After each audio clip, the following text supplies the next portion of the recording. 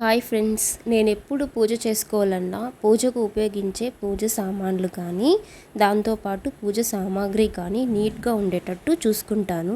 అదేంటి అందరూ అలాగే చేసుకుంటారు, నువ్వు కొత్తగా చెప్తున్నావని మీరు అనుకోవచ్చు. నిజమే, అందరూ అలాగే చేసుకుంటారు. కానీ నేను ఇలా చేసుకుంటున్నాను, మీతో షేర్ చేస్తున్నాను అంతే. అలాగే పూజ చేసుకునేటప్పుడు నా మనసంతా పూజ మీదే ఉండేటట్టు లగ్నం చేసుకుంటాను. చాలా వరకు మనసును కంట్రోల్ చేయడం చాలా కష్టం.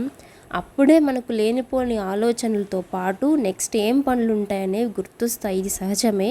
కానీ పూజ సమయంలో మాత్రం ఆ ఆలోచనల్ని ఓవర్కమ్ చేసుకొని మన మనసంతా పూజ మీద ఉండేటట్టు చూసుకోవాలి. నేను చేసుకునే పూజ ఇంత అలంకరణతో పాటు సంతోషంగా జరిపించుకుంటున్నాను అంటే కారణం మా పాపే. చిన్నప్పటి నుంచే తనకు పూజలంటే చాలా ఇంట్రెస్ట్. దాంతో పాటు మెడిటేషన్ చేసుకోవడాలు, పూజకు ఎలా అలంకరించుకోవాలని ముందుగా ముగ్గులు పెట్టుకోవడాలు, బొట్లు పెట్టుకోవడాలు చేసుకుంటుంది.